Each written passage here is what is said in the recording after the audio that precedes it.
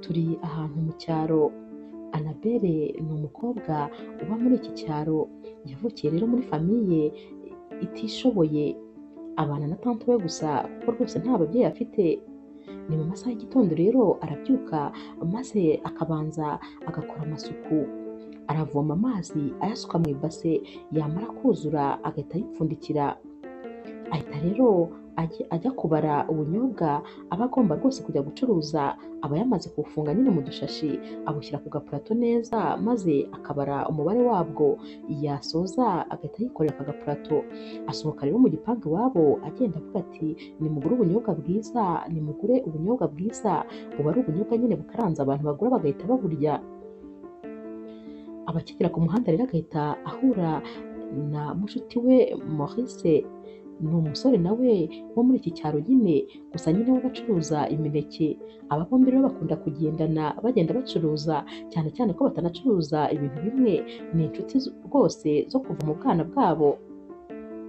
Maurice ahita abwira Annabelle ati uracyari hano? Ntabwo rwose nari nzi yuko ukiri aha, ubu numvaga uri ku ishuri. Annabelle ati ndi ku ishuri? Ati byagenze bite se kandi? Maurice ati se wowe nta nubwo na televiziyo y'iwanyu ikora? Annabelle ati imaze iminsi antene yayo yarapfuye, ntabwo rero rwose tubasha kureba, ubwo maze iminsi nta makuru mfite. Maurice ati nyine ku ishuri ryanyu ya myigaragambyo leta yarayihagaritse, basabye rero abanyeshuri gusubira ku ishuri ndetse rwose bamaze no kugenda, ahubwo sinumva impamvu wowe ukiri hano. Annabelle ati ibyo bintu uri kuvuga wabyumvise neza? Abandi basubiye kuri kaminuza? Maurice ati cyane, ahubwo wowe rwose warakererewe. Maurice rero akomeza avuga, nyamara rwose Annabelle aba yahindukiye kare, yagiye yiruka yasubiye mu rugo. Ahita agenda rero maze agahita ahura na tante we uba uri gusohoka mu nzu rwose amaze kwitunganya agiye kwigendera. Tante we ahita amureba nabi ati wowe se kandi ugarutse ukikoreye n'ubunyobwa bwuzuye utagurishije, uri kujya hehe? Annabelle ati tante nari nzanye amakuru mashya, uzi yuko abandi bana basubiye ku ishuri, ubu burya nyine ya myigaragambyo yarahagaze, nanjye rero ndashaka gusubira ku ishuri, ubwo nazajya ncuruza mvuyeyo. Tante we ati nta soni ngo urasubira ku ishuri? Ati usubira ku ishuri se ubu ngubu urabona tuzajya turya iki? Gira vuba genda ucuruze ubu bunyobwa. Annabelle rero akomeza guhagarara ati tante rwose mbabarira unyumve, nkeneye rwose gusubira ku ishuri, urabizi ko nyine nari ndangije ibihembwe bibiri, rwose nkeneye kugenda n'ubundi umwaka wa mbere nkawurangiza. Tante we ati niba ushaka gusubira ku ishuri genda nyine ufate amakayi yawe ugende. Annabelle ati ariko tante nkeneye n'itike kuko sinagerayo n'amaguru. Tante we ahita amusubira mu kanwa nyine amwigana uko ari kubivuga, ati ukeneye itike? Nta soni, genda n'amaguru, njye nta mafaranga nifitiye, nta n'ayo gupfa ubusa rwose mfite. Annabelle ati basi nguriza nzajya nkwishyura, ndabizi neza kandi nimara kwiga rwose nzabona akazi nzakora nkwishyure. Tante we ati mva imbere, aramusunika akenda kumukubita hasi, ati genda ucuruza ibyo ucuruza, reka kunzanaho iyo mikino yawe. Annabelle rero ahita agenda akicara munsi y'igiti cy'umwembe maze asukurira, ararira koko agahogora. Uyu mwana aba akunda ishuri, ikindi kandi aba ari umuhanga. Aba rero ababajwe n'ukuntu rwose tante bamubuza kwiga. Ahita atangira gutekereza rero ati ubu iyo nza kuba mfite ababyeyi banjye rwose mama yari gukora uko ashoboye kose maze nkajya ku ishuri, ariko ubu rwose nta yandi mahitamo mfite uretse nyine ayo gukomeza gucuruza ubu bunyobwa. Annabelle rero arongera akikorera nyine bwa bunyobwa akajya gucuruza.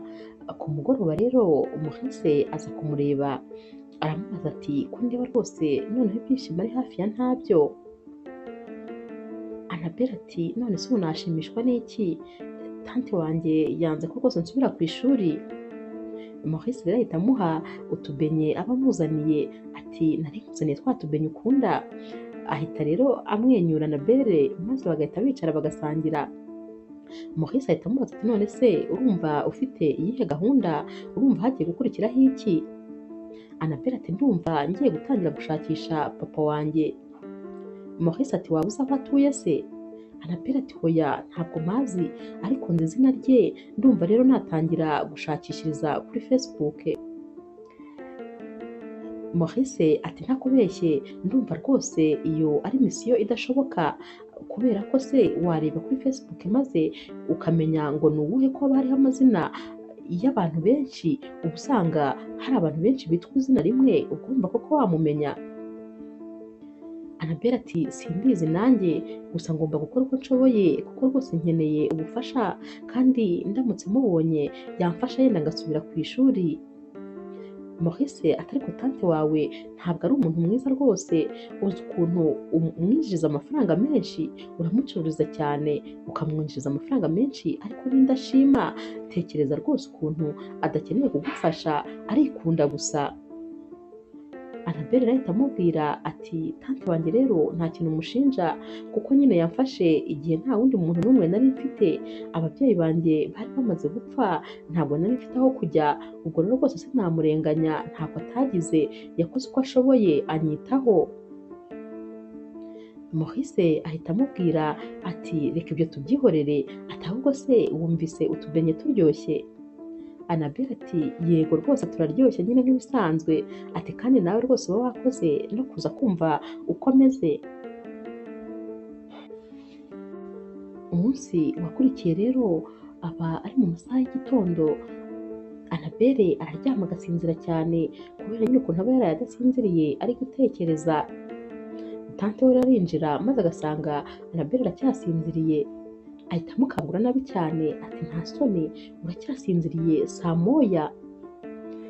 Annabelle akangukira hejuru maze agahita abwira tante we ati mwaramutse tante, umbabarire rwose ko natinze gukanguka.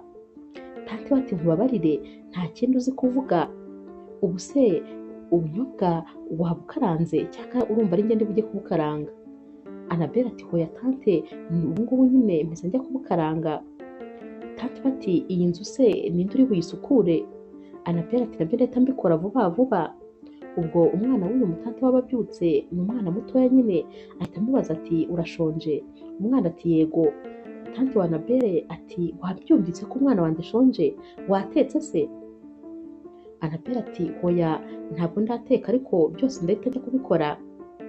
Tante we arahita amubwira ati twara n'umwana maze ugende umwiteho byose kandi ubikore mu kanya gato cyane nsanga ubirangije.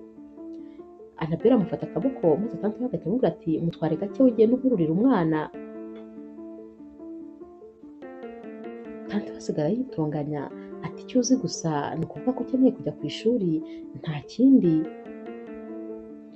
Ku mugoroba rero Annabelle arataha avuye gucuruza agateka maze akagaburira tante we. Tante we rero aba ari ku meza maze Annabelle akamusangayo akamubwira ati tante wambabarira maze tukaganira? Tante we ati ngaho mbwira vuga ndakumva. Annabelle ati nagira ngo rwose umfashe maze nzashake papa wanjye, ati mama wanjye ajya gupfa ntabwo yigeze ambwira papa wanjye ari nde, gusa nyine wowe kubera ko nkeka ko hari andi makuru waba ufite, ndifuza ko rwose wamfasha nkamushaka maze nkareba ko yamfasha kujya ku ishuri. Tante we aramureba agahera ku kirenge akageza ku mutwe, ati ariko wa mwana we nta bwenge ugira habe na bukeya, ati urumva papa wawe wakwanze ukiri mu nda bagutwite, urumva azakwemera akureba? Ntabwo rwose bishoboka, papa wawe rwose yaragutaye kandi ntabwo yakwemera n'ubundi waba uri gukorera ubusa. Annabelle ati ariko ni papa wanjye nyine nkeneye kumubona maze ibyo ashaka kumbwira rwose akabimbwira amaso ku yandi, akananyanga njyewe mwirebera nyine nkabimenya koko atankunda. Tante wa Annabelle arahita arakara ati mva imbere wikomeza kumbwira ubusa, ati ndi kwicuza impamvu rwose nagufasha nkakuzana mu rugo rwanjye, aturibuka igihe mama wawe yapfaga nta wundi muntu n'umwe wari wigeze agufata, ntaho kujya wari ufite, ariko naragufashe nkuzana mu rugo rwanjye, ariko ndabona rwose uri gutuma mbyicuza. Ati ikindi kandi nuramuka usohotse mw'iyi nzu ngo ugiye gushaka papa wawe uzagenda ugiye ntuzagaruke. Ahita anamubwira ati mva imbere genda asohoka, sinshaka gukomeza kukureba imbere yanjye. Annabelle akomeza kuyansista ariko uyu mumama rwose akamusohora nabi. Umunsi wakurikiye rero tante wa Annabelle arabyuka maze agafata imyenda yose ya Annabelle uretse rwose yaba yambaye maze akajya kuyigurisha. Abona rero umukobwa uba rwose ujya kugenda agura imyenda maze akamubwira ati ngwino ungurire iyi myenda. Uyu mukobwa aramubwira ati yose rero ndaguha ibihumbi 10. Tante wa Annabelle ati ayo mafaranga ni make cyane kandi urabona ko iyi myenda ikiri mishyashya, mpa ibihumbi 15 maze rwose yose uyitware. Uyu mukobwa ati hoya 10 rwose niba urifata mbwira. Baba bakiri muri ibyo maze Annabelle akaba araje ati tante ko mbona iyi myenda ari iyanjye uri kuyigurisha. Annabelle arahita yiruka ayobora nyine ya myenda, tante we nawe ayimwambura batangira no kuyirwanira. Annabelle ati mbabarira rwose tante, urabizi ko ntacyo ntagukorera, ngucururiza ubunyobwa, nkakumenyera umwana, ngakora ibintu byose byo mu rugo, mbabarira wingurishiriza imyenda kuko niyo nzajyana ku ishuri. Iyi myenda niyo yonyine mfite, niyo mama wanjye yanguriye, nayishyize ku ruhande kuko ariyo ngomba kujyana kwiga. Tante we ati ariko nawe uzi kurota ku manywa, niba nta mafaranga ahari yo kukwishyurira ishuri uratekereza uzajyanwa n'iki ku ishuri? Ntaho rwose uzajya, reka gukomeza kurota. Annabelle ati mbabarira rwose umpe imyenda yanjye. Uyu muntu wayiguraga rero areba amarira uyu mwana ari kurira avuga ati tante wingurishiriza imyenda, maze agahita abwira uyu mumama ati iyi myenda nta bintu iguze, ndabona rwose nta mahirwe arimo, iyi myenda yazanteza ibibazo kandi rwose ntabwo naba nyifiteho amahirwe. Ahita rero yigendera ariko agasiga abwiye tante wa Annabelle ati umwana imyenda ye rwose, wiba umumama mubi, muhereza imyenda ye ajye kwiyambarira. Bakomeza rero kuyirwanira ariko nyine Annabelle bikarangira n'ubundi ayisubiranye. Ku rundi ruhande rero Clovis ni umusore w'umukire cyane, aba avuye rero mu mujyi aje muri kino cyaro. Iki cyaro nyine niho iwabo baba bari batuye kera, n'ubundi haba hariyo inzu y'iwabo baza kuruhukiramo. Nyine ukeneye kuruhuka araza rwose akaza muri iki cyaro maze akajya muri iyo nzu akayiruhukiramo. Uyu musore rero aba ari mu muhanda nyine, ari mu modoka nziza cyane, afite na kamera ye rwose ari kugenda afata amafoto kuko n'ubundi uyu musore aba akunda nyine ibintu by'amafoto cyane, ahantu hose agenda afotora aba yishimye, aba abona nyine kino cyaro gishimishije. Aba ari kumwe n'umushoferi we ndetse ari nawe murinzi we, niwe ubimutwaye. Aba ari kugenda rero yasohoye umutwe mu modoka agenda afata amafoto iburyo n'ibumoso, ahantu hose yanezerewe cyane rwose. Bagera rero mu rugo kwa Clovis, bava mu modoka maze Clovis akajya guterura varize. Uyu musore rero uba rwose umutwara ari nawe kandi unamurinda atamubwira ati hoya have udakoraho rwose bosi, ntabwo byemewe gukora ku mavarize, aka ni akazi kanjye, uragira ngo papa wawe azanyirukane? Clovis ati hoya nta nubwo ahubwo nshaka ko ukomeza kunyita bosi, jya umpamagara mu izina Clovis kubera ko turi hano mu cyaro, nta mpamvu nyine zo kunyita bosi. Uyu musore arahita abwira Clovis ati ikindi kintu rero nagira ngo ngusabe, uramenye rwose ntuzacikwe ngo ubwire papa wawe ko twaje mu modoka kuva mu mujyi kugera hano, kubera ko urabizi ko twagombaga gutega indege. Ubwo rero rwose ibyo bintu ntuzabihingutse mu kanwa kawe. Clovis ati ntabyo navuga, ati gusa nyine wakoze kunyemerera kuza mu modoka, naryohewe cyane, ati burya rimwe na rimwe rwose nkunda gukora ibintu bisa n'ibidashoboka, mba numva biryoheye, ati uzi kuza mfata amafoto mu modoka ukuntu byaryoheye, ati nabikunze cyane kandi wakoze. N'ubundi rero Clovis atangira kwifatira amafoto nyine, maze uyu musore akamubwira ati ihangane rwose tujye mu nzu tujye kuruhuka kuko urananiwe. Clovis ati ndi kubona ntabasha kujya mu nzu, ati urabona nyine iyo izuba riri kurenga amafoto aba asa neza cyane, ati ndabona rero rwose ntacikwa no gufata amafoto y'iki kirere, ati urabona ko rwose hasa neza cyane, iki gihe kigira amafoto meza. Uyu musore aramubwira ati n'ejo rwose niko bizagenda, izuba rizarenga kandi umugoroba uzagera, ihangane rero tujye kuruhuka, ejo rwose uzabikora byose. Clovis ahita amubwira ati yego nta kibazo, reka tugende. Umunsi wakurikiye rero Clovis arabyuka maze agafata kamera ye akambara maze ati rwose ngiye gufata amafoto uyu musore rero usanzwe amwerekeza ahantu hose, ahita amubwira ati tugomba kujyana. Clovis ati hoya ndeka rwose nijyane nta kibazo, uyu musore atari kurabizi ko ari inshingano zanjye, aha ni mu cyaro uramutse ugiye hakagira abantu bagushimuta nabibwira nte papa wawe? Clovis ati ariko nawe ntugakabye, jya umenya ko ndi umuntu mukuru, ubuse urabona ari nde wanshimuta yaba anshakaho iki? Ahita abwira uyu musore ati guma hano ndijyana nta kibazo. Clovis rero ahita asohoka maze agatangira kugenda n'ubundi afata amafoto nyine y'iki cyaro, aba rwose yishimiye ibi bintu cyane. Aragenda rero maze akagura amabiswi menshi cyane, maze akagenda agasanga ahantu abana baba bari gukinira, arahagarara rero akabahereza amabiswi, buri umwe wese nyine amuhereza, yarangiza akababwira ati nimuhagarare hariya mbafotore. Ababona iyo foto nyine y'aba bana bo mu cyaro bambaye nabi, bambaye imyenda icitse, nayo rwose ayikeneye. Hagati aho rero Maurice ndetse na Annabelle nabo baba bari kwigendera nyine bya bindi byabo bagenda bacuruza, umwe acuruza ubunyobwa undi acuruza imineke. Annabelle ajya kubona akabona uyu musore uba rwose ugaragara nk'aho atari uwo muri iki cyaro ari guha abana amabiswi, ahita abwira Maurice ati uriya muntu ni muntu ki ari kuturogera abana, buriya se koko yaba yigeze asaba uruhushya ababyeyi b'aba bana kugira ngo abahe ibyo kurya ndetse anabafotore? Annabelle rero ahita arakara maze agahita ahereza agapurato kaba kariho ubunyobwa, Maurice akamubwira ati mfasha, ahita agenda yihuta maze agahita amubaza ati wowe uri muntu ki, urinde uza gufotora abana ndetse ukabaha amabiswi kandi nta burenganzira ufite? Clovis ahita ababaza ati ni ngombwa se ko nsaba uburenganzira kugira ngo ngire icyo mpa abana? Ati ubundi se mwebwe muri bande kandi mushinzwe iki?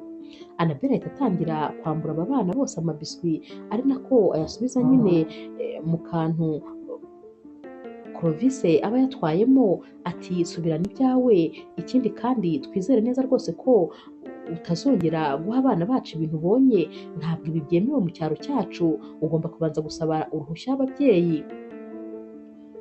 Clovis rero ntabwo rwose aba abyumva ibintu bari kumubwira, ahita ababwira ati ariko ubundi mwebwe ubu ntimuri abasazi, mwumva ibintu muri kuvuga koko hari injyana bifite? Maurice rero nawe ahita atereka hasi ibyo yari afite, maze rwose agahita aza kumva ibintu uko biba bimeze, ahita abaza Annabelle ati uyu musore ari kukubwira ngo iki? Annabelle ati ari kwigira nk'aho ibintu ndi kumubwira atabyumva, ntabwo ari kumva ko rwose yagombaga kubanza gusaba uruhushya mbere yo gukora ibi bintu. Clovis rero akomeza kuburana, maze Maurice utaba rwose ufite imikino ahita ahereza imineke ye Annabelle ati byose bifate maze nkwereke, ahita yambura kamera Clovis akayishyira ku ipurato ya Annabelle, maze agahita aterura Clovis akamukubita ku rutugu, maze bakamwirukankana bakamujyana, ubwo nyine abamujyanye mu buyobozi. Clovis agenda avuza induru, ariko rwose uyu musore ntabwo aba abyumva, baramujyana nyine bakamugezayo. Amara kugerayo rero maze Clovis nyine yakwivuga mu buyobozi bagasanga papa we nyine nawe ni umuntu ukomeye wo muri iyi karitsiye, ubundi nta muntu nyine uba umuvuga kuko baba ari abakire cyane, nta muntu nyine uba wamuvugira umwana. Barekura rero Clovis, ariko nanone bakavuga ko rwose aba bana baba bamufashe bagomba kuzabaca amande kandi y'amafaranga menshi.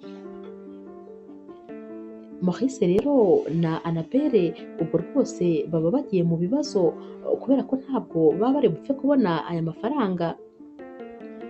Tante rero wa Annabelle aramwicaza akamubwira ati narabikubwiye wa mwana we ko uzanzanira ishyano, urifata ugafata umwana wo mu bakire kuriya wubashywe maze mukamujyana kumufungisha, ati noneho ibyo wakoze ntabwo nzi ikiri burinkize. Annabelle rero na Maurice nabo rwose imihangayiko iba ari yose, buracya noneho gucuruza rwose bikananirana, maze bagafata icyemezo cyo kujya kumusaba imbabazi kugira ngo rwose barebe yuko yagabanya aya mande nyine baba babaciye.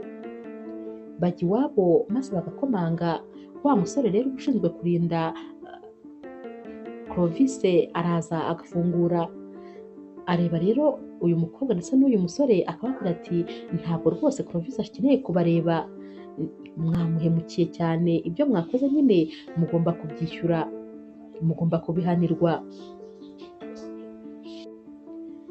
Binginga rero uyu musore kugira ngo binjire rwose babonane na Clovis, ariko akabahakanira.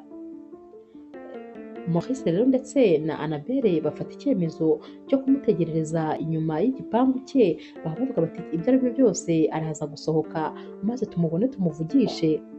Baricara amasaha rwose agakura, bikagera ku mugoroba.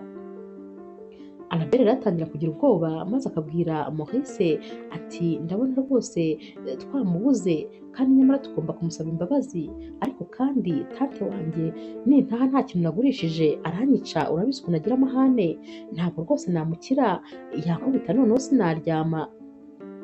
Maurice uba ari n'inshuti cyane ya Annabelle ahita amubwira ati nungutse igitekerezo, genda ujye gucuruza kugira ngo rwose bataza kukumerera nabi, noneho njyewe ndaguma hano nkomeze ntegereze, nimubona ndamusaba imbabazi mu mwanya wacu twembi, ndamusaba imbabazi ku bwanjye ndetse no ku bwawe.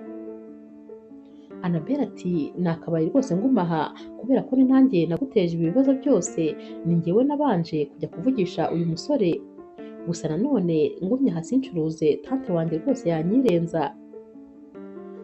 Maurice ati nta kibazo, humura rwose turi inshuti kandi ndabikora mu mwanya wacu twembi. Annabelle rero ahita afata agafoto maze akajya gucuruza.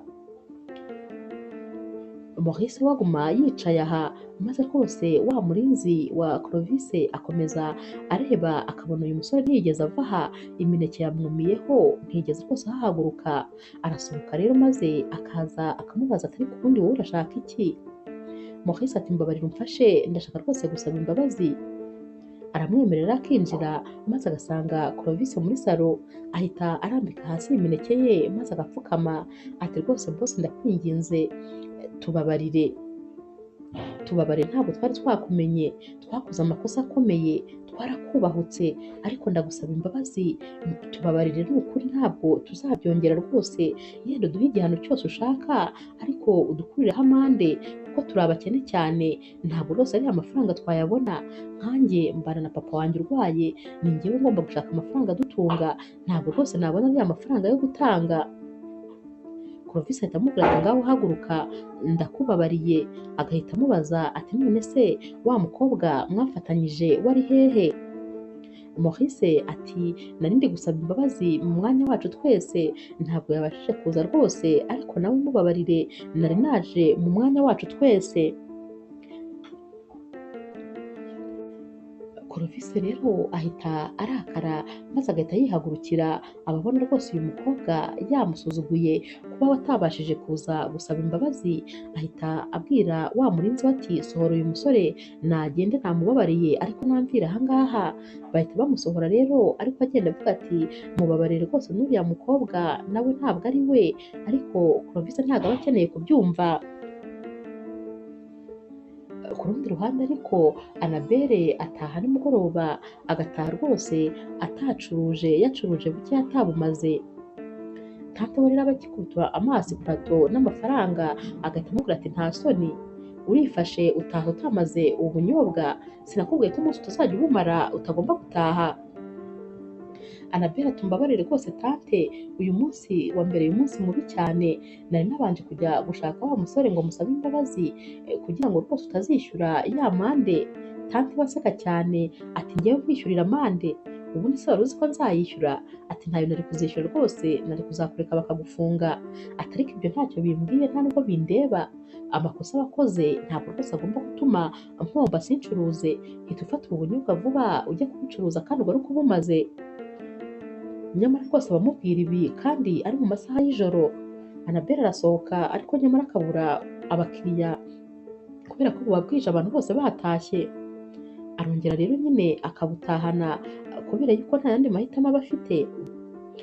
Tante we rero aramubwira ati umva nkubwire, mu gitondo cya kare ugomba kubuheraho ukajyana n'uwundi kandi bwose ugataha uburangije. Annabelle rero uba wananiwe cyane, mu gitondo arabyuka akicara nyine munsi y'igiti cy'umwembe yajyaga yicaramo ari gufunga ubunyobwa ndetse anabubara. ahita rero asinzira kubera umunaniro aba afite, maze agasinzirira ku gatebe aba yicayeho. Tante we araza agasanga Annabel rwose yasinziriye, maze agahita afata indobo yuzuye amazi akayimumenaho. Annabel akangukira hejuru, maze tante we agahita amubwira ati nta soni, uraryamye ahasa ni mu rugo rwawe, aho wakabaye ujya gushaka amafaranga, uraho uraryamye nta soni, gira vuba, terura vuba ujye gucuruza. Annabel aba anatose nyine ariko ujojoba kuko baba bamumennyeho amazi, ahita aterura bwa bunyobwa maze akiruka akajya ku muhanda akajya gucuruza. Gusa rwose ntabwo aba ameze neza habe na gato, aba afite umunaniro kandi ukabije. N'ubundi rero nyine agenda ahamagara nk'ibisanzwe ati ubunyobwa bwiza kandi buryoshye nimuze mugure.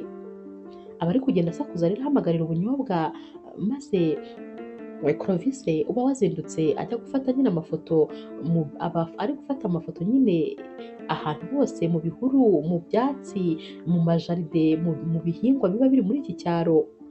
Ajya kumva uyu mukobwa ari kuvuga, maze agakebuka yareba akabona ni we. Ahita aza rero amusanga, maze Annabel agahita yijijisha ati murashaka kugura ubunyobwa se? Ati harimo bwa 50 ndetse n'ubw'ijana.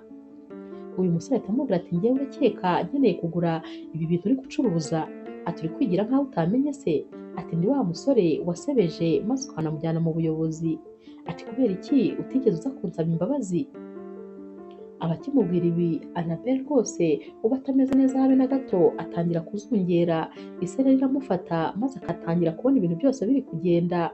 Mu mwanya nk'uwo guhumbya rero ahita yikubita hasi, maze Clovis akagira ngo nibyo ari kwigirisha kugira ngo amucike. Clovis ahita amubwira ati ubwo se uri kwigusha kugira ngo nkugirire impuhwe? Ati ni njye nawe turabonana, ibintu wankoreye ntabwo wancika. Ati ibyo wigira ntacyo bimbwiye. Clovis arakomeza akavuga, ariko nyamara akabona uyu mukobwa ntabwo rwose anyeganyega. Amukoraho yazamura akaboko kakagwa rwose nk'aho yapfuye. Clovis ubwoba buramwica akamunyeganyeza, akabona umukobwa ntanyeganyega, amwegura umutwe akabona ntabwo akanguka. Ubwoba rero buramwica maze agahita atangira kuvuga ati nimuntabare, nimuntabare. Aramuterura maze agahita ahamagara wa musore nyine w'umurinzi watizana imodoka banguka, ibimbayeho rwose ndabikubwira uhageze. Uyu musore aza yiruka bagashyira uyu mukobwa mu modoka maze bakamujyana kwa muganga. Clovis rero aramuvuza akamwitaho nyine, maze akaguma yicaye iruhande rw'igitanda ategereje ko uyu mukobwa akanguka. Kubw'amahirwe ajya kubona akabona arakangutse, maze agahita yiruhutsa kandi agashima Imana ati Imana ishimwe rwose ko ukangutse, wari wanteye ubwoba nari nzi yuko upfuye.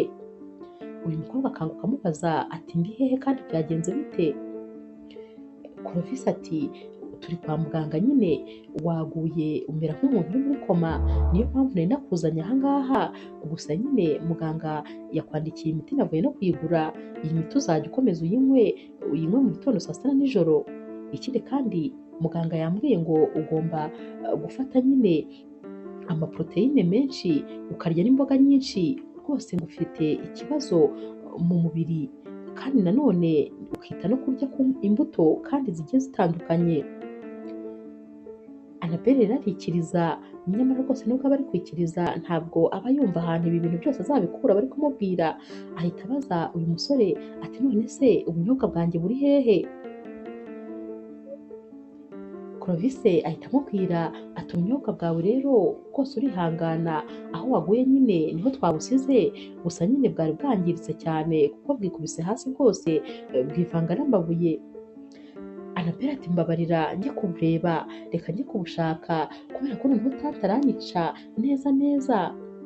Clovis uhangayitse ahita abwira Annabel ati wihangayika, ndaguha amafaranga yose bwari kugura, maze rwose ugende uyamushyire, ariko humura uracyameze nabi ukeneye kwitabwaho. Annabel ati ntabyo kwitabwaho, mpfa kuba norohewe rwose, reka ngende njye gushaka ubunyobwa bwanjye, ahubwo ntangira ahantu nari naguye maze nsubireyo. Akomeza kwensista rero maze Clovis akahamurangira.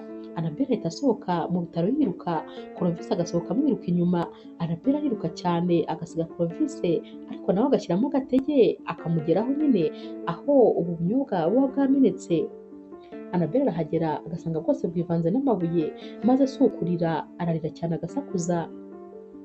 Clovis rero aragenda agahita amufata maze akamuhobera akamwegamiza mu gituza ati humura wirira ndakwinginze. Ibi byose byabaye rwose humura ninjye nabigizemo uruhare, ngomba rero rwose kuguha amafaranga y'ubu bunyobwa ntuhangayike.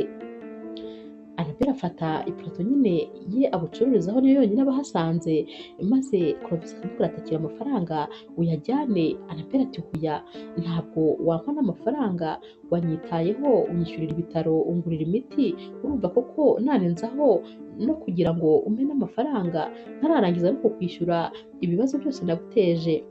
Clovis ati hoya ibi byihorere rwose byose byarangiye, ariko yafata aya mafaranga. Annabelle rero arayafata maze akabwira Clovis ati urakoze cyane ariko rwose nzakwishyura, reka nihute njye kureba tante wanjye naho ubundi rwose yanyica. Ahita agenda yiruka rero maze agasiga Clovis ahagaze aha, agataha nyine akajya mu rugo. Clovis rero ataha maze akicara muri salo iwabo agahamagara mama we ati ma ati ni ukuri ndishimye rwose kuba ndi muri kino cyaro, nabonye ibintu bitandukanye n'ibyo nari nsanzwe nzi, ubuzima rwose ntaho buhuriye n'ubwo tubamo mu mujyi. Ati abantu ba hano gusa nyine barakora cyane ariko hari ubukene bwinshi, abantu benshi rwose barakennye ariko nanone bashyiramo imbaraga bagakora bakabaho. Ibi bintu rero ntabwo nari mbizi, nishimiye rwose kubona uko abantu bo mu cyaro babayeho. Gusa nyine mama rwose mwarakoze cyane kubera ko mu bigaragara byo muri iki cyaro cyose bigaragara ko ari mwebwe nyine mwubatse inzu nziza, ari namwe kandi nyine muri abakire muri ino karitsiye, biragaragara ko kera mwashyizemo imbaraga nyinshi. Gusa rwose nakifuje kuba narazaga hano inshuro nyinshi kuko ndabona hari ibintu nacitswe, ubu buzima mba ngomba nanjye kubumenya neza, nkamenya ko ubuzima bwose butoroshye, hari abantu babaho rwose bakomerewe, kurya ari ikibazo no kwambara ari ikindi. Mama we ati nibyo nifuzaga rwose mwana wanjye, wakoze kubibona. Ati burya natwe aha tugeze nyine twatangiriye kuri zeru kandi twarakoze cyane kugira ngo tuhagere, ntabwo amafaranga bayatoragura nta nubwo yizana, umuntu arakora nyine akava ku rwego rumwe akagera ku rundi. Clovis ati narabibonye, iki cyaro rwose cyanyigishije amasomo kandi menshi mu buzima. Ku rundi ruhande rero Annabelle aba ari gukora amasuku mu cyumba cyabo kubera ko nyine abarana na tante we ndetse n'uyu mwana baba mu nzu y'icyumba kimwe na salo. Aba ari gukora amasuku rero ahanagura ahantu hose, maze agahanagura ku gitabo cya tante we, ajya kubona akabona havuyemo ibaruwa iraguye hasi, ahita ayireba maze asanga irafunguye, ahita akuramo urupapuro rwari rurimo imbere maze akarusoma, ahita asanga ari ibaruwa mama we yamwandikiye mbere y'uko apfa, yamubwiraga nyine amazina ya papa we ndetse n'aho atuye n'umwirondoro we wose. Annabelle amara kuyisoma maze tante we akaba arinjiye, agahita amubwira ati tante ni gute koko wabashije kumpisha iyi baruwa mama wanjye yasize anyandikiye, yambwiraga rwose ibyerekeranye na papa wanjye, nyamara warayimpishe maze ntiwayimpa. Tante we ati ubundi se wayikuye he? Annabelle ati nayikuye muri ibi bitabo ndi guhanagura. Tante we ahita atangira kumubwira nabi ati iyo nkubwiye ngo nkorere amasuku aho kugira ngo uyakore urekere usigara uri no kunsaka. Annabelle ati ntabwo ariko bimeze rwose tante, iyi baruwa nagiye kubona mbona iraguye, ntabwo nari ndi kugusaka, none ndashaka kumenya impamvu wayimpishe. Tante wa Annabelle rero akomeza amubwira ati nitaye kuri mama wawe arwaye, amaze gupfa nawe nkwitaho, none uri kumpemba kumbwira nabi, urashaka se kunkubita, urashaka kungirira nabi, ngaho bikore. Annabelle ati tante urabizi ndakubaha, ibyo bintu rwose uri kuvuga ntabwo nabikora, gusa nifuzaga kumenya impamvu utampaye iyi baruwa. Tante we ati sinayiguhaye nyine, ngaho mva imbere fata umwana umujyane, sinongere kukubona imbere yanjye kandi ntuzongere no kumbwira kuri iyo sije.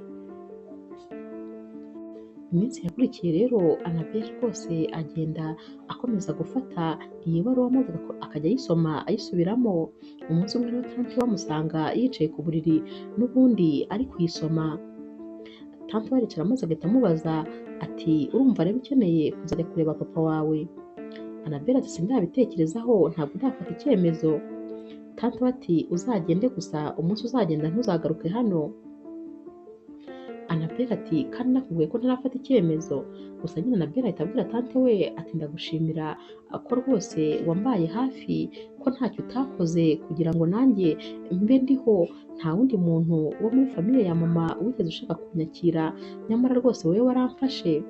Tante we ahita amubwira ati ubwo rwose ubizi neza ko hari byinshi nagukoreye, umwaka utaha nzakureka usubire mu ishuri, gusa nyine uyu mwaka ni ukubanza tugashaka amafaranga.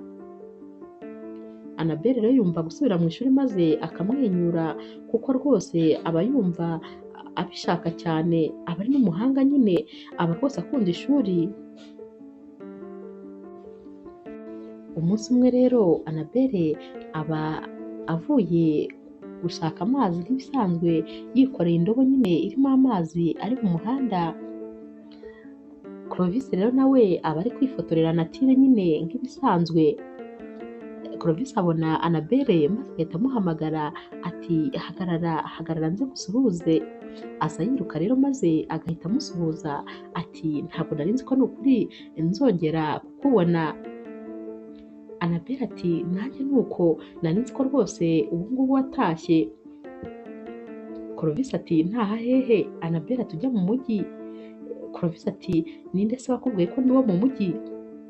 Annabelle ati uretse no kuba bikugaragaraho nyine ko uri uwo mu mujyi, ariko njyewe ncuruza ubunyobwa aha hantu hose, nta muntu n'umwe rero ntazi kandi maze imyaka myinshi mbucuruza. Kuba rero ari ubwa mbere nari nkubonye bivuze ko utari uwo muri iyi karitsiye. Clovis ati ndi uwa hano rwose, nanjye hano ni ku ivuko, gusa nyine nibyo mba mu mujyi ariko ku ivuko ryanjye ni aha ngaha nyine. Clovis ahita abwira Annabelle ati wambabarira maze nkagufata ifoto. Annabelle ati reka mbanze nshyire iyi ndobo hasi.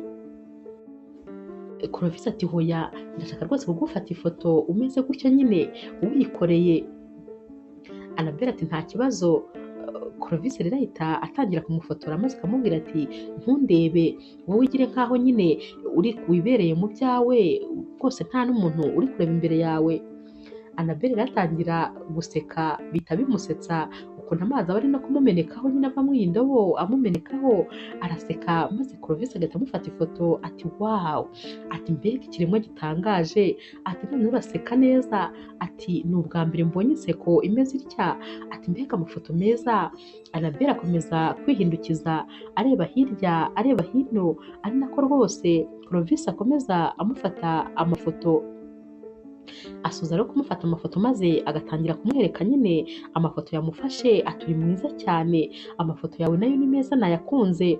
Annabelle arishima maze agaseka, gusa nyine uyu mukobwa aba ari na mwiza cyane, aba ameze rwose nk'akamarayika neza, aba afite agasura keza cyane ureba nyine ukabona ntabwo wahaga kumureba. Nubwo bwose aba yambaye imyenda nyine itari myiza ndetse rwose nta n'ikintu na kimwe aba yisize, ariko uba ubibona ko ari umukobwa uri mwiza kandi uri natirere. Clovis rero amukura ya ndobo ku mutwe maze akayitereka hasi, bagahita biyicarira mu byatsi bagatangira kureba amafoto. Clovis ahita abwira Annabelle ati ariko ubundi urabyumva ute uramutse ubaye nk'umumaneke? Annabelle ati ibyo bintu se urumva nabitekereza? Ati ubu se urebye ahantu mba n'uku kuntu umeze, urabona ibyo bintu rwose uri kumbwira bishoboka? Ntabwo rwose bishoboka, ntabwo ibyo bintu nabasha kubigeraho. Clovis ati nyamara ibyo bintu birashoboka rwose, wabibyaza umusaruro kubera ko amafoto yawe ni meza cyane aratangaje, nawe kandi uzi kwifotoza, ndabona rwose ibi bintu wabibyaza umusaruro. Clovis ahita amubaza ati ariko ubundi nyuma yo kubucuruza ubunyobwa ukora iki kindi? Annabelle ati rero njyewe nta babyeyi ngira, ababyeyi banjye barapfuye mbana na tante wanjye, rero nyine nari maze kwiga ibihembwe 2 kuri kaminuza maze haba imyigaragambyo turataha. Ubu rero tante wanjye yanze kunsubiza ku ishuri, ubu nyine nta kintu na kimwe ndi gukora uretse kuba ndi gucuruza nyine ubu bunyobwa. Clovis ahita amubwira ati ntakubeshye rwose nishimiye kumenyana nawe, gusa nyine ihanganire ubwo buzima bwose ubayemo n'ibyo byose bikubaho, buriya umunsi umwe bizarangira. Annabelle ahita amubwira ati reka mbyizere nyine. Annabelle ahita amubwira ati natinze dore rwose burije nicaye aha ndatinda, reka ntahane amazi tante wanjye atamerera nabi. Clovis ahita amubwira ati nta kibazo. Annabelle ahita aterura ya ndobo yakiruka. Clovis ati kutanampaye se nimero nazakubonaho cyangwa ngo umbwire aho utanzaza kugusura. Annabelle ntabwo aba abyumva, aba yiruka cyane maze n'ubundi agasiga rwose nta kintu avuganye na Clovis. Clovis rero arataha maze akaguma muri ya kamera areba amafoto. Wa musore nyine w'umurinzi we aramubaza ati ariko ayo mafoto uri kureba ni ayande? Clovis ati ni aya wa mukobwa Annabelle. Ati uyu mukobwa afite amafoto meza cyane, azi kwifotoza ariko ni na mwiza bitangaje. Uyu murinzi we ati nanjye narabibonye, uriya mukobwa ni mwiza cyane, tekereza noneho kuba afite ubu bwiza kandi ari muri iki cyaro, mutekereza aramutse yambaye neza nyine akisiga akamera nk'abakobwa bo mu mujyi. Clovis ati gusa nyine mba mbona kuriya meza aribyo byiza. Uyu musore rero abwira Clovis ati ndananiwe rwose ni amasaha yo kujya kuryama. Clovis ahita amubwira ati genda urare neza, we rwose nta nubwo bamureba, aba ari gukomeza kwirebera ya mafoto yongera ayasubiramo ari kwisetsa. Uyu musore arahaguruka maze akabanza akareba muri kamera ya Clovis, ahita abona rero amafoto atagira uko asa, maze akabaza Clovis ati ariko se kubera iki ari ayo mafoto yonyine wahereye kare ureba? Ati uzi ko wayishimiye birenze? Clovis ati umva rero nkubwire, ahubwo aya mafoto ahisamo igitekerezo. Uyu mukobwa ngomba kumugira umumaneke wanjye w'umwihariko, maze rwose akazajya aba ari we nyine mfata amafoto. Uyu musore ahita amubwira ati koko se? Clovis ati cyane, ahubwo narangije kubitekerezaho neza kandi rwose aya mafoto y'uyu mukobwa azakundwa kuko ndabibona ko ari meza cyane. Uyu musore ati niba wabitekerejeho nta kibazo. Ahita ajya kuryama rero n'ubundi Clovis agakomeza kureba aya mafoto nyine atayakuraho ijisho, aba yayakunze cyane. Umunsi rero wakurikiye Clovis abyuka ajya gushaka nyine Annabelle, gusa ntabwo aba azi aho ari bumushake. Aragenda agahagarara nyine hantu akunda kumunyuraho, aramutegereza ariko akamubura. Uyu munsi bwo ari kumwe nyine na wa musore umurinda, baba bajyanye barategereza bagaheba, gusa nyine ku bw'amahirwe bajya kubona bakabona Maurice aratungutse nyine ari kwicururiza imineke. Bahita bamusuhuza maze akababaza ati kuki muri hano? Bakamubwira bati twashakaga inshuti yawe Annabelle. Maurice ati ni amahoro se kandi hari ikibazo se cyabaye? Clovis ati humura nta kibazo cyabaye, gusa ndashaka kumuha akazi kandi kazajya kamuhemba amafaranga menshi ku buryo rwose bishobora kumufasha. Maurice yumva ibyo maze agahita yishima ati niba ari ibyo rwose reka nze mbajyane iwabo, uyu munsi ntabwo yakoze yiriwe mu mirimo yo mu rugo. Ahita rero ababwira ati nimwihangane mbanze mbike iyi mineke kuko rwose ntabwo ntuye kure ya hano, ndaje. Araza agahita bajyana iwabo wa Annabelle, basanga nyine Annabelle yicaye hanze ku gatebe ari gufura. Abakibabona maze agahita ahaguruka akabasuhuza ati ko muje hano se ni amahoro? Maurice ati icecekere uri umunyamahirwe cyane, Clovis arashaka rwose kuguha akazi kandi gashobora kuguhindurira ubuzima ko kuzajya rwose aguhemba. Clovis rero ahita amubwira ati ndifuza ko wambera maneke, maze Annabelle agahita atangara ahita aseka. Maze Maurice ati nyamara rwose mwabitekereje neza kubera ko uyu mukobwa n'umunsi wa mbere tumubona twari tuzi ko nyine ari umumaneke n'ubundi. Clovis rero ahita abaza uyu mukobwa ati none se igitekerezo cyanjye uracyemeye? Nzajya nguhemba neza rwose, nzajya nguha 20,000 ku munsi kandi tuzajya dufata nibura amafoto isaha imwe. Annabelle yumva aya mafaranga akumva ni menshi cyane, akumva rwose yamuhindurira ubuzima. ahita amubwira ati ndabyemeye ariko kondisiyo ni imwe gusa, ni ukuba rwose nzajya nambara imyenda nyine inyubahishije, nta byo kwambara ubusa, nta byo kwambara nabi. Uyu musore rero uba uri kumwe na Clovis ahita abwira Annabelle ati kuri ibyo byo ntuhangayike, uri mu maboko meza cyane rwose. Clovis ni umuhungu mwiza kandi wiyubaha, ntabwo yakwambika iyo myenda rwose itaguhesheje icyubahiro. Clovis nawe ahita amubwira ati humura ku myambarire ntugire ikibazo, nzajya kwambika neza nyine. Annabelle ahita amubwira ati yego ndabyemeye, anaseka. Uyu mukobwa aba aseka neza cyane, aba ari mwiza rwose mu buryo bushoboka. Bahita rero bagenda maze bakamubwira bati ubwo tuzavugana nyine igihe cyo gutangira. Bamara kugenda maze Annabelle na Maurice bagahita bahoberana. Maurice ati ni ukuri Imana ishimwe nashubijwe. Annabelle ati ndishimye, uzi ko mbonye akazi. Ahita abwira Maurice kandi ati uzi ukuntu najyaga nishakira akazi kera nkiga, maze bakampa akazi muri resitora cyangwa muri bare, maze ababosi bakajya bashaka ko turyamana. Ati none rwose niboneye akazi kananyizaniye. Maurice ahita amubwira ati ariko ni ukuri abagabo b'ubu nabo rwose nta mutima bagira, ubu ni gute bumvaga kugira ngo baguhe akazi ari ukubanza kuryamana nawe. Ati ariko nyine ibyawe burya biba bigutegereje, urabona ko ubonye akazi keza. Tante wa Annabelle rero araza maze Annabelle akamubwira ati nabonye akazi. Tante we ati akazi ko gukora iki se kandi? Annabelle ati ko kuba umumaneke. Ati none se uzajya uhembwa angahe? Annabelle ati 20,000 ku isaha.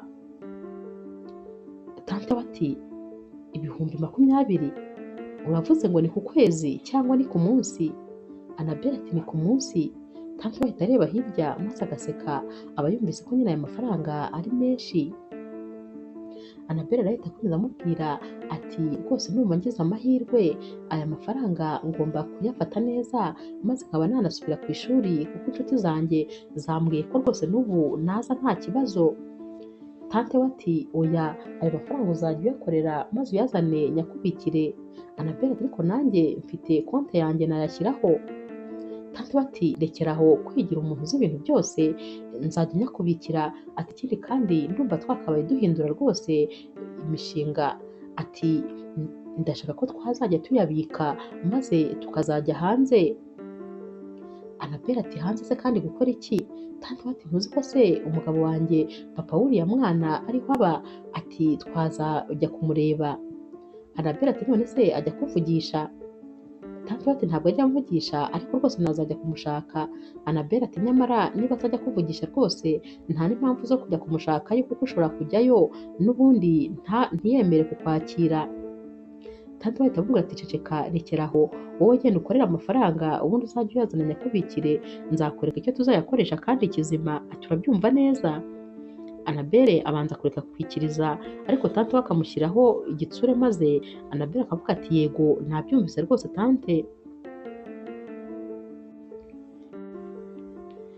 Buracya rero maze Annabelle agatangira akazi.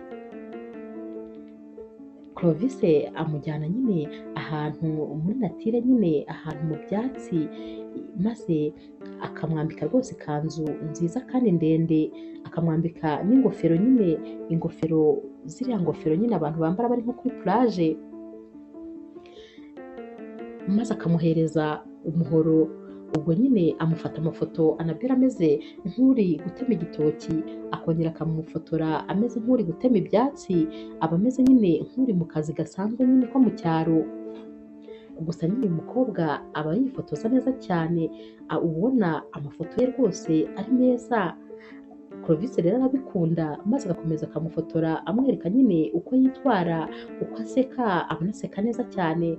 Clovis aba yishimiye uyu mumaneke we, aba yishimiye aya mafoto, aba yareba maze ntayahage. Amara kumufotora rero maze akamubwira ati ngwino tujyane muri resitora yegereye hano maze dusangire. Amujyana nyine muri resitora yo muri iki cyaro nyine, baragenda bagasangira maze Clovis agatangira kuganira n'uyu mukobwa, akamubwira ati ni ukuri ndakwishimiye kandi rwose akazi uri kugakora neza cyane. Annabelle ati namwe mwarakoze kuntekerezaho mukampa akazi, ni iby'igiciro rwose kuri jyewe. barasangira rero bishimye ari nako rwose banaseka banezerewe, maze Clovis agaherekeza Annabelle agataha. Umunsi wakurikiye rero Maurice aba ari kumwe na Annabelle, maze Annabelle akamubwira ati amafaranga yose nkoreye nyashyira tante wanjye akayambikira. Maurice ati nyamara tante wawe akunda amafaranga cyane, ntabwo rwose azayagusubiza, ahubwo numara gukorera menshi azahita yigendera umubure. Ati buriya nta kuntu wazajya rwose umuha makeya maze andi ukayabika, ukavuga ko uwo munsi utakoreye menshi, cyangwa se hakaba nk'umunsi ukora ariko ntubimubwire ko wakoze. Annabelle ati ntabwo nabishobora urabizi, ntabwo nzi kubeshya, ikindi kandi nta nubwo nzi ahantu rwose nayahisha ayo ngayo naba natwaye, ntabwo ibyo bintu nabishobora. Maurice ati ni akazi kawe, ni inama nakugiraga, ariko rwose ariya mafaranga yose tante wawe ntayo azaguha, ibyo byo wicara ubizi neza. Ku rundi ruhande rero Clovis rwose abona ubuzima bw'uyu mwana bumubabaje, ariko nanone ntabwo aba amuziho ibintu byinshi, cyane cyane ko rwose iyo Clovis ari kubaza byinshi Annabelle ku buzima bwe, aramubwira ati byihorere ntabwo wabyumva, ni inkuru zibabaje gusa.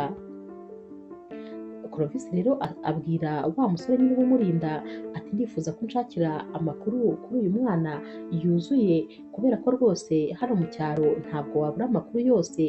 Uyu musore rero yajya gushaka amakuru, maze yagaruka akabwira Clovis ati ikintu namenye nyine ni kimwe, ni uko uyu mwana yapfushije nyine mama we mu gihe cyashize, ikindi kandi abana na tante we, gusa tante we amufata nabi cyane, ariko nyine ntabwo rwose abaturage baha bamufiteho amakuru ahagije, hari byinshi byo batazi. Clovis arahita amubaza ati none se uwo mutante we bimeze bite? Uyu musore aramubwira ati tante we nyine yari afite umugabo babyaranye nyine umwana umwe, gusa ntabwo bigeze bumvikana. Uyu mugabo rero yagurishije ibintu byose maze ahita yigira hanze aramusiga. Uyu musore kandi ahita abaza Clovis ati ariko ubundi kubera iki numva rwose ubuzima bwa Annabelle bugushishikaje? Clovis ati nanjye sinzi impamvu, gusa uriya mwana rwose yankoze ku mutima, ndumva rwose ndi kumutekereza cyane, ikindi kandi aranashimishije, ni n'umukobwa mwiza erega. Uyu musore ati ntumbwire ko rero rwose wakunze Annabelle? Clovis ahita aseka ati ubundi se kubera iki ntamukunda, arakunditse, kumukunda rwose nta kibazo kirimo. Clovis arahita abwira uyu musore ati ikindi kintu nyine cyambabaje ni uko rwose yambwiye ko yavuye mu ishuri. Uyu musore atari kubyo ni ibisanzwe, kubera nyine ubukene, ni abana benshi rwose bava mu ishuri, bizagenda neza byiga uhangayikisha. Clovis ati hari ibintu numvise papa wanjye avuga ngo ibintu bya buruse, ati ndashaka rero kubimubaza, maze akaba yafasha rwose Annabelle kumushakira nyine iyo buruse maze akajya mu ishuri. Uyu mushuti we ahita amubaza ati ariko rwose ntabwo uri gukora ibintu byinshi cyane, kandi Annabelle atagusabye, yigeze agusaba se ko wamufasha? Clovis ati ntabwo uzi Annabelle, niyo yaba abikeneye ate ntabwo yabigusaba, uriya mukobwa yihagararaho, ariko ndamwifuriza ibyiza rwose ku buryo icyo nashobora cyose nakimufasha, reka n'ibyo nabyo nzabibaze papa wanjye, maze rwose uyu mwana tumufashe yige neza. Ku rundi ruhande rero Maurice ajya kureba Annabelle, ahita asanga Annabelle ari gufunga yambaye nyine nk'ugiye. Maurice ahita amubaza ati ugiye gukorera amafaranga se? Annabelle ati hoya, uyu munsi ntabwo ndi bukore, Clovis yampaye konje, yambwiye ngo nduhuke, ubu rero rwose ngiye gushaka papa wanjye. Maurice ati ugiye gushaka papa wawe? Annabelle ati yego, ati sinakubwiye se ko hari ibaruwa mama wanjye yasize anyandikiye mbere y'uko apfa, imbwira rwose aho papa wanjye atuye ndetse n'amazina ye. Maurice ati none se urumva koko ubwo aho yari atuye icyo gihe yaba acyatuye ubu ngubu, ushobora gusanga yarimutse? Annabelle ati ni akazi kabyo nyine, ariko yenda nshobora no kuhagera nkabona andi makuru, ngomba rwose kujya kumushaka. Maurice ati ubundi se niba rwose atuye hafi akaba atarigeze agushaka, ubwo waragukeneye? Annabelle ati ibyo byose nyine nkeneye rwose kumenya amakuru ya nyayo maze nkabyibonera n'amaso yanjye. Maurice rero ahita amubwira ati nta kibazo rwose, ngaho genda maze umushake, gusa nkwifurije amahirwe masa. Annabelle rero aragenda akamushaka byo, akajya ku bipangu nyine byose biba biri muri iyo karitsiye. Agera rero ku gipangu cya nyacyo maze agakomanga, hahita haza gufungura umugabo. Arafungura maze Annabelle agahita amubwira ati nashakaga umuntu witwa gutya na gutya. Ubwo bari kumubwira nyine amazina ye. Uyu mupapa ahita amubwira ati uwo ni njyewe. Annabelle ati njyewe rero nitwa Annabelle. Annabelle ahita amubwira nyine amazina ya mama we ati uyu muntu se wigeze umumenya? Uyu mugabo ati yego ndamuzi. Ati kubera iki se uri kubimbaza? Annabelle ati ndi umwana we kandi yambwiye ko uri papa wanjye. Ati dore rwose n'urwandiko yasize anyandikiye mbere y'uko apfa, narinje rero kukureba. Ubwo ariko umugore w'uyu mugabo ahita amuhamagara nyine arimo imbere mu gipangu ati uri gukora iki? Uyu mugabo ati ubanza ari umuntu wari wayobye, nari numvise umuntu ukomanga ariko nanone ntawe uhari. Uyu mugabo rero ahita abwira Annabelle ati nibyo gusa wari uje kumbwira? Annabelle ati yego. Ati rero genda mva imbere kandi ntuzagaruke hano. Ati ntuzigere kumbwira rwose ayo magambo adafite umumaro, adafite n'icyo amariye. Genda nyine usipoze ko utigeze umbona, utekereze ko nyine uwo papa wawe bakubwiye mutigeze muhura. Ntacyo nakumarira, nta n'icyo nagufasha, genda nyine ukomeze ubeho uko wari ubayeho. Annabelle yumva aya magambo maze agenda kakamwica. Ubwo kandi uyu mugabo nyine ngo ni papa we ahita yinjirira mu gipangu akanafunga. Annabelle noneho ahita ata umutwe maze agahinda kakamwica, akagenda akicara ahantu. Aricara maze akarira bukarinda bumwiriraho rwose atabibonye.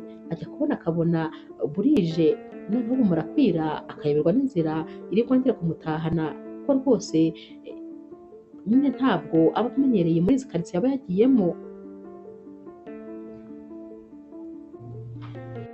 Muri ayo masaha y'umugoroba rero Clovis aba nawe ari kwifatira amafoto, kuko rwose aba akunda gufata amafoto yo ku mugoroba, aba abona ariyo meza nyine cyane. Maurice rero amunyuraho n'ubundi nawe nyine ari gutaha ava gucuruza imineke. Clovis aramuhagarika maze akamubaza ati ngwino nkubaze. Maurice ati wari uje kureba se inshuti yanjye? Clovis ati uyu munsi rero namuhaye konje, nanjye numvaga rwose ndi buruhuke, ariko dore byananiye birangira n'ubundi naje kwifatira amafoto. Clovis rero ahita abaza Maurice ati mbwira, ese ubundi mu by'ukuri kubera iki Annabelle atasubiye ku ishuri na nyuma y'uko muhaye akazi? Maurice ahita amubwira ati rero impamvu atasubiyeyo, amafaranga yose umuhemba ahita ayashyira tante we yaramubwiye ngo ajye ayamuha ayabike. Ati naramubujije ariko arabyanga nyine, nta yandi mahitamo afite. Ati uriya mwana ni umunyabibazo, ahora rwose ahangayitse kandi sinkunda kumubona atishimye. Ati tante bamufata nabi cyane. Ati none rero kubera yuko nyine mama we yapfuye ariko agapfa atazi papa we, ubu rwose yabonye urwandiko mama we yasize amwandikiye, none ubu yagiye gushaka papa we, aratekereza ko hari yamufasha. Ati gusa nyine ibi bintu ndi kukubwira ntuzigere ubibwira na rimwe Annabelle. Ati noneho ikirenze kuri ibyo, tante we yamubwiye yuko najya gushaka papa we atazigera agaruka muri ruriya rugo. Ati uriya mwana rwose arababaye kandi simba nifuza kumubona ababaye. Clovis rero aba yumvise ibi byose maze nanone akongera akababara indi nshuro. Basezeranaho rero na Maurice maze Clovis agataha. Agera mu rugo agatangira gutekereza ibintu byose bamubwiye kuri uyu mukobwa, abura ibitotsi maze rwose akananirwa no kujya kuryama, akaguma muri salo azenguruka abyibazaho, yibaza icyo yafasha uyu mwana. Gusa uyu musore nawe rwose utagira uko asa, aba yaratangiye gukunda uyu mukobwa mwiza cyane ubona akunditse, byoroshye ko umuntu uwo ari we wese yamukunda akimubona. atangira kumwibazaho rero agatekereza ukuntu aba ari kwifotoza aseka, nyamara rwose nubwo aba afite ibibazo byose ariko rwose aba agiseka. Maze uyu musore agatangira kuvuga ati nyamara rwose uyu mukobwa ngomba kumwitaho, atari uko mukunda gusa ahubwo ari nuko rwose ngomba gutuma ejo hazaza he haba heza.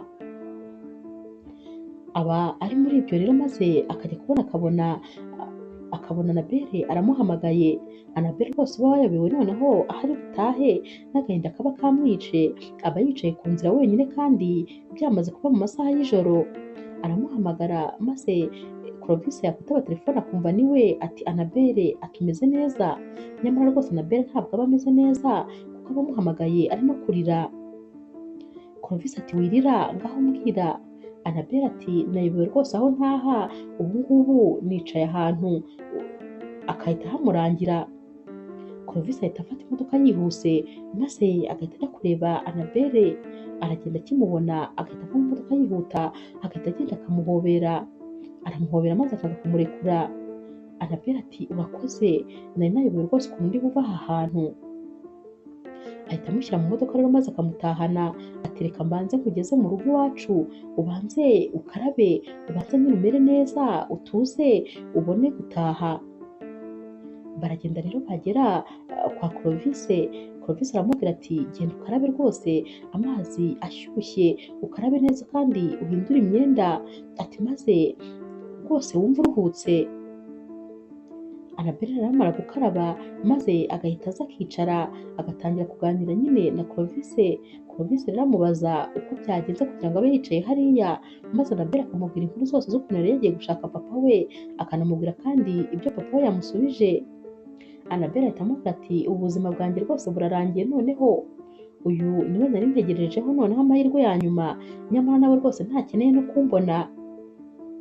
Clovis rero arababara maze agaha amafunguro uyu mukobwa, ahita amubwira ati rero ntabwo uyu munsi rwose uri butahe kuko bwije cyane, rara hano maze uzatahe ejo.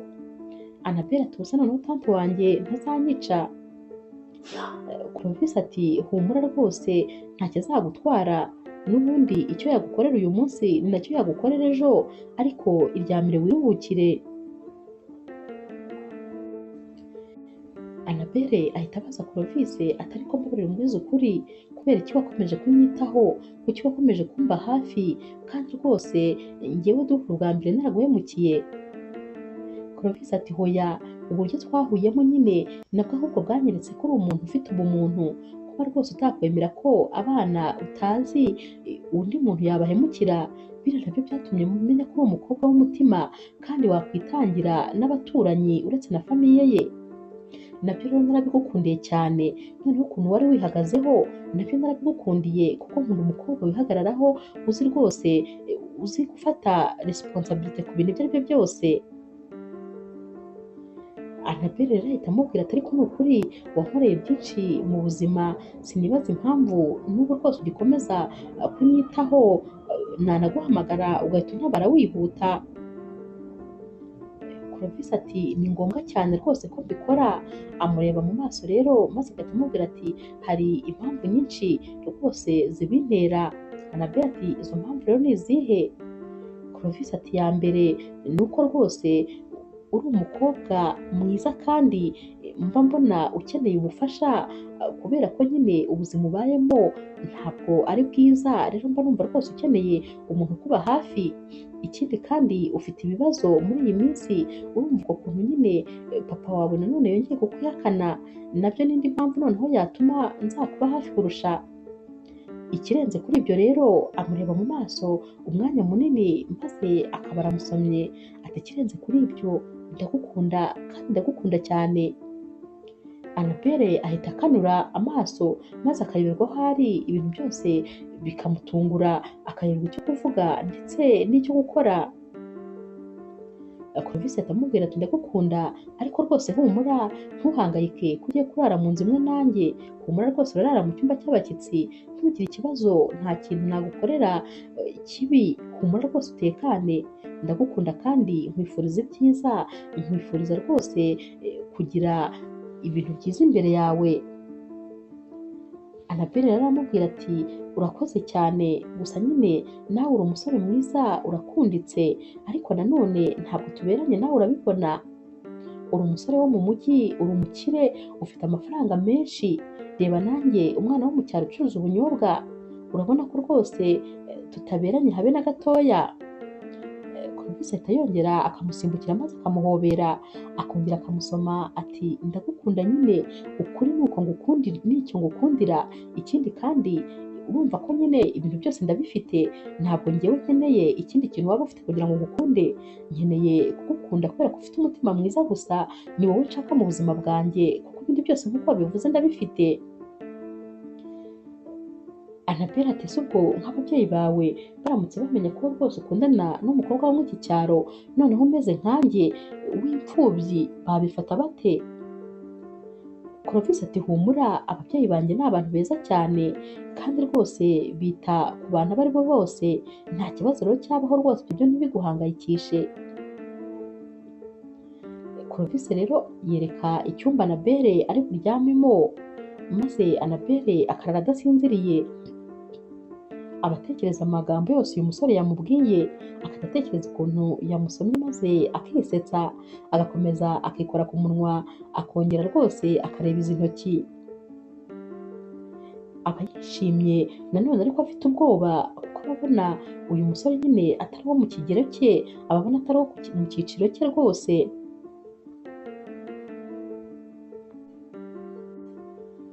Buracya rero maze Annabelle agataha, gusa nyine asanga tante we yabimenye, uko yari yagiye kureba nyine papa we, kuko uyu mugabo ahita ahamagara tante wa Annabelle akamufata ati kuki wanteje umwana ugatuma aza kundeba? Tante we rero aba yarakaye, ahita amuhereza imyenda ye ati akira agenda, waransuzuguye, nakubwiye ko umunsi uzajya kureba papa wawe utazagaruka muri uru rugo, ngaho genda umusange. Annabelle asaba imbabazi ariko rwose tante we akazimwima, akamuhereza ibintu bye byose ati akira agenda. Nta mahitamo rero na make Annabelle aba afite, ahita ahamagara Clovis maze akamubwira ibibaye. Clovis ahita aza akamutwara akamujyana nyine iwabo, aramubwira ati tekana, afata icyumba cyawe rwose maze wiryamire uruhuke, ibyo byose byihorere byiguhangayikisha. Annabelle ati none se nzaba hano gute? Reka ahubwo mbe nk'umukozi wawe, maze rwose njye ngukorera amasuku, ngutekere, ngufurire, ngukorere ibintu byose ushaka, maze mbone kuba hano bibe rwose ari nk'ikiguzi. Clovis ati hoya, ntabwo waba hano muri ubwo buryo, humura isanzure kandi wumve rwose ko ari nkaho ari iwanyu, ifate rwose nkaho uri mu rugo rwanyu, ntiwumve yuko ahantu uri ubangamye, nta kibazo gihari, ntabwo umbangamiye habe na gatoya. Ikindi kandi wibuka ko rwose ngukunda, ngomba rero kukurinda ikibi cyose cyakubaho. Annabelle arongera agahobera Clovis maze akabwira Clovis ati nanjye rwose ndagukunda cyane, nubwo mfite ubwoba bw'umuryango wawe ndetse n'inshuti zawe uko bazabifata nibamenya ko dukundana. Clovis ahita yishima akongera akamureba mu maso ati nibyo nawe urankunda, ati umukobwa mwiza, ati uzi ko ari njye nzaba mfite umusheri mwiza kuri ino si, nta muntu n'umwe rwose wanca intege, nta n'umuntu n'umwe kandi utagushima, kuko uri umukobwa mwiza warezwe, umukobwa w'umutima, umukobwa uzi ubwenge, ati umukobwa rwose buri wese yakwifuza gukundana nawe, ndishimye ahubwo kuba rwose nawe ubyumva kimwe nanjye.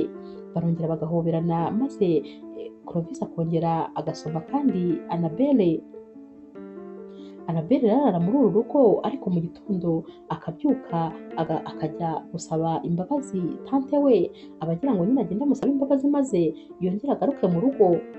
Abakiratunguka rero agasanga wa mugabo aba yagiye kureba ngo ni papa we, yaje nyine kureba tante we, baba bari kuganira ariko ntibamubone. Uyu mugabo aba ari kubwira tante wa Annabelle ati nta soni, warifashe ubwira uriya mwana yuko rwose ndi papa we? Ati se ubundi ari hehe? Tante we ati yagiye namwirukanye. Maze uyu mugabo ati nta soni, ati nta mutima ugira, wifashe wirukana umwana wawe wabyaye mu nda, wamwirukanye umukura mu rugo maze aragenda. Annabelle yumva ibi akumva umutima uguye mu nda. Uyu mutante ahita abwira uyu mugabo ati byose ni wowe wanteye inda urangije wanga kunshaka rwose uranyihakana. Ati ubuse wabonaga njye nzabigenza nte? Uyu mwana naramwihanganiye no kuba ntarayikuyemo rwose nabyo nuko ntayikuyemo inshuro nyinshi ariko ntivemo, ubundi rwose yakabaye yarapfuye. Rero kuba naramubyaye ntabwo nigeze mwishimira habe na mba. Uriya mwana yakomezaga anyibutsa igikomere, yakomezaga kunyibutsa uko namurebaga numvaga umujinya unyishe, nkibaza ukuntu inda ye yanze kuvamo maze bikanyobera. Uyu mugabo ati nyamara rwose nta mutima ugira, niba se narakwihakanye ukaba warabyaye, ni gute wumva rwose ko umwana wakabaye waramwishe none ukaba unamwirukanye kandi ari mukuru, ari wowe wasigaranye kuri iyi si? Uyu mutante rero wa Annabelle ati ibyago nagize ni ukubona rwose uriya mukuru wanjye yarapfuye, kuko uriya mukobwa yari azi ko ari umwana we, niwe rwose wamureraga. Narahangayitse rero umunsi apfa kuko ntabwo nari mfite ahandi ndi bumushyire, naho ubundi sinakabaye rwose naranamufashe ngo murere.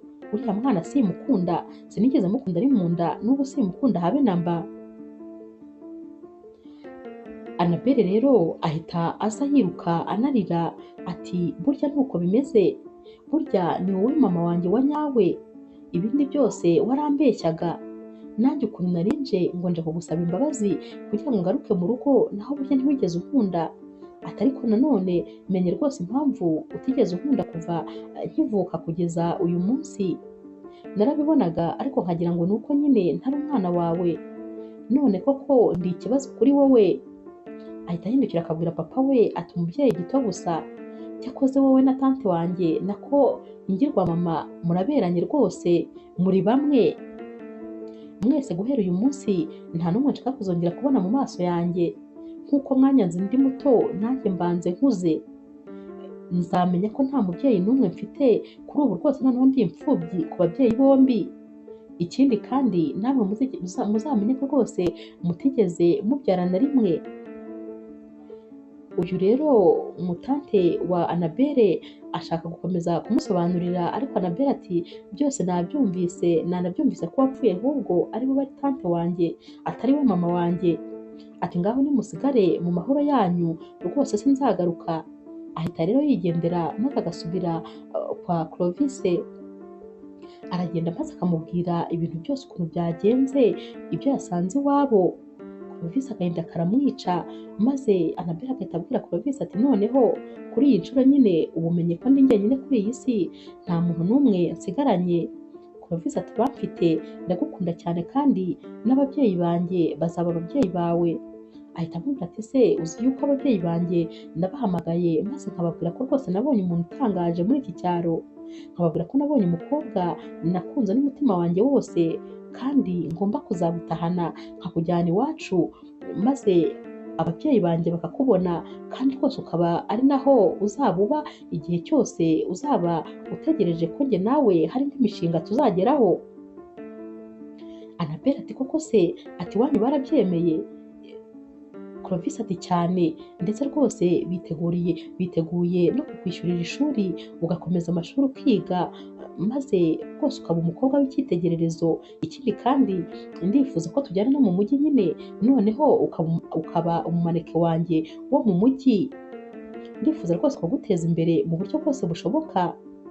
Ejo hawe hazaza hari mu biganza byanjye, ntuhangayike kandi ndagukunda. Ubu ntuzongere kuba kuri wenyine, uramfite ndetse n'umuryango wanjye.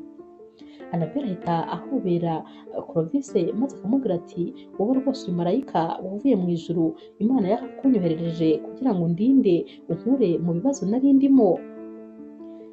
Annabelle rero ahamagara Maurice maze akamubwira ibyo uko bimeze byose, inkuru zose akazitangirira aho zatangiriye, maze akanamubwira n'aho bageze we rwose na Clovis. Maurice aramwishimira maze akamuhobera akamubwira ati mushuti wanjye rwose ibyiza nahoze nkwifuriza mu buzima dore ngibyo rwose ubigezeho. Clovis kandi abwira Maurice ati wowe rero na papa wawe ndifuza ko muza mukajya musigara muri iyi nzu yacu kuko nta muntu uyibamo, maze mukajya muhakora amasuku nyine nzajya nguhemba ku kwezi, kandi rwose ntimuzagire ikibazo cyo kurya n'ibindi bintu byose bikenewe tuzajya tubibamenyera, mwebwe muzajya muyibamo gusa muyiteho. Noneho Maurice aratungurwa maze akumva biramurenze, ahita akubita amavi hasi agapfukama ati ndagushimiye rwose bosi, uri umuntu mwiza cyane watubereye uw'umumaro. Clovis ati hoya ibyo rwose ntabwo birenze, humura nzabakorera n'ibirenze ibi. Clovis rero ahita ahamagara nyine ababyeyi bakababwira ati ngiye kugaruka mu mujyi kandi ngomba kuza rwose nzanye na Annabelle. Ababyeyi be baramubwira bati nta kibazo rwose mwana wacu, ngwino kandi umuzane, ubwo uwo nawe rwose yiyongeye mu muryango wacu. Baritegura rero maze umunsi wo kugenda nyine Annabelle aba yambaye ikanzu nziza cyane, aba yambaye neza rwose bidasanzwe. Clovis aba yaramuguriye ibintu byose, yaramuguriye imyenda myiza, inkweto, ibintu byose nyine ubona ari umukobwa ukeye, uba umureba ukabona ntabwo rwose ari wa wundi. Maurice rero aba yaje kubaherekeza nyine nk'ibisanzwe, bashyira amavalize yabo mu modoka maze Maurice akabasezera akababwira ati mugende neza, ati gusa Annabelle ntuzanyibagirwe, ntuzibagirwe rwose ko turi inshuti. Annabelle ati ngiye kwibagirwa, ntabwo rwose ibyo bintu bishoboka, ikindi kandi muzaba muri kuba hano muri iyi nzu ya sheri wanjye, ubwo se urumva nakwibagirwa nte? Tuzajya tuza tuze no kubasura. Maurice arongera agashimira kandi Clovis ati warakoze kutwitaho, njye na papa wanjye rwose ubu tumeze neza, nta nubwo ngicuruza imineke kubera ko amafaranga waduhaye yo kuba twiyitaho rwose yatubereye ay'umumaro. Clovis ati ntuhangayike, humura muri iyi nzu ntacyo muzabura. Maurice ati ndumva ntekereza ukuntu tuzajya tuba muri iyi nzu imeze itya, ati noneho rwose ubanza abantu bo muri iki cyaro bazaturoga kubera kutugirira ishyari. Clovis ahita aseka ati hoya humura ntacyo bazabatwara. Bahita rero bajya mu modoka maze bagasezera Maurice. Maurice ahita asohoka, agisohoka ahita akubitana nyine na tante wa Annabelle aje kumureba. Abaje yiruka baba bamurangiye nyine ko ari aha ngaha muri uru rugo ari. Ahura na Maurice ati umwana wanjye ari he? Maurice akamwihorera akigendera. Ahita rero abona imodoka iri gusohoka maze akabona hicayemo Annabelle, ahita atangira gukubita ku birahure kugira ngo rwose bafungure maze avugane na Annabelle, ariko baramwihorera, baba bamubonye bakata imodoka rwose bakamucaho neza cyane bagahita bigendera, maze uyu mutanti wa Annabelle agasigara avuza induru amuhamagara, ariko nyamara baba barenze.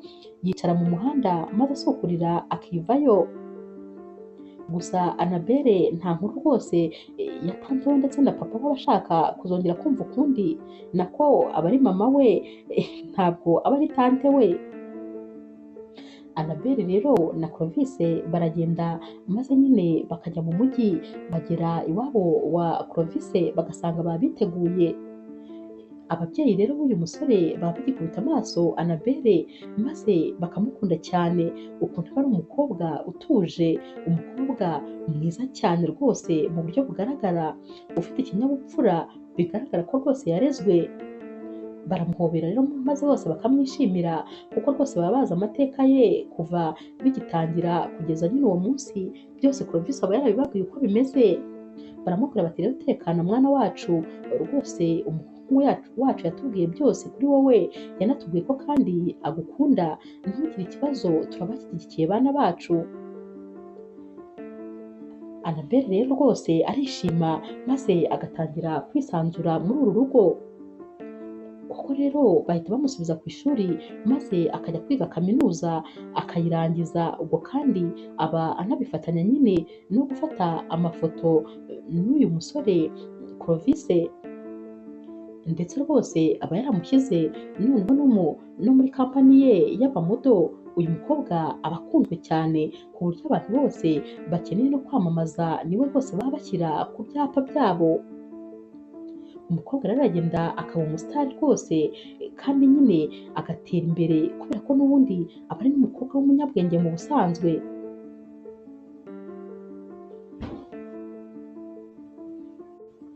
Umunsi umwe rero Clovis abwira Annabelle ati uyu munsi rero tugomba nyine gufata amafoto, amurangira aho bari buyafatire maze akamubwira n'isaha.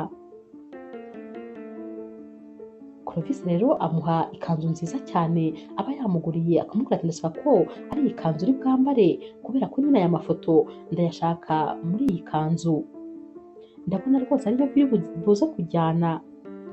Annabelle ati nta kibazo, yambara ya kanzu rero n'inkweto maze rwose bakaza kumumakiya, noneho ntabwo aba akiri wa mukobwa nyine ibintu byose ubyikorera, aba asigaye afite abantu bashinzwe kumumakiya no kumusokoza.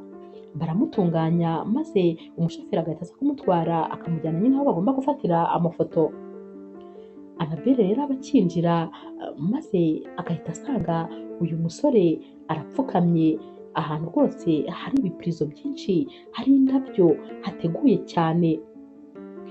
Ababyeyi rero b'uyu musore ndetse n'inshuti ze n'abandi bantu bose bakorana baba nyine bose bahagaze inyuma ye, maze uyu musore agahita ambwira uyu mukobwa ati komeza utere intambwe unsanga mukunzi wanjye. Annabelle arakomeza akigira imbere ariko rwose yumiwe, yatangaye ukuntu aba bantu bose bari aha. Uyu musore rero ufashe impeta rwose mu ntoki ahita abwira Annabelle ati naragukunze kandi ngukunda nkikubona, umunsi wa mbere nkubona rwose wanyuze umutima wanjye, none ndifuza ko rwose imbere y'ababyeyi banjye wanyemerera yuko rwose twazabana ubuziraherezo. Ni wowe mukobwa w'inzozi zanjye nifuza kumarana nawe iminsi nsigaranye kuri iyi si.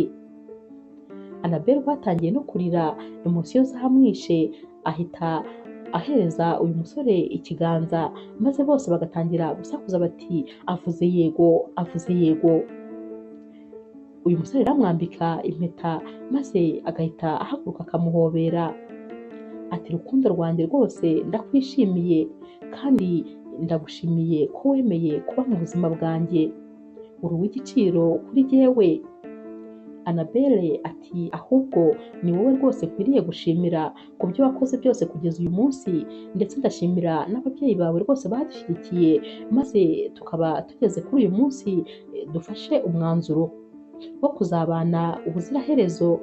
Ndagukunda cyane rero kandi rwose nanjye ndifuza ko twazabana ubuzima bwose dushigaje kuri ino si. Barongera bagahoberana rero maze n'ababyeyi babo bagahita batambuka bakaza bakabahobera maze bakababwira bati rwose turabifuriza kuzagira urugo rwiza kandi rwose muzabana akaramata, Imana izabahe kubyara ahungu na kobwa, ndetse ibyo mwifuza byose turabibifurije natwe, imigisha y'Imana izabe kuri mwebwe ibihe byose. Barishima rero maze bagahita barebana bakongera bagahoberana. Inkuru yacu y'urukundo rero ni aha tuyisoreje, mwakoze kuyikurikira. Niba kandi ukunda inkuru z'urukundo zica kuri Zasha TV, ntukagende udakoze subscribe, like, share na comment. Ni inkunga ikomeye kuri jyewe, ndabakunda cyane rero nk'ibisanzwe.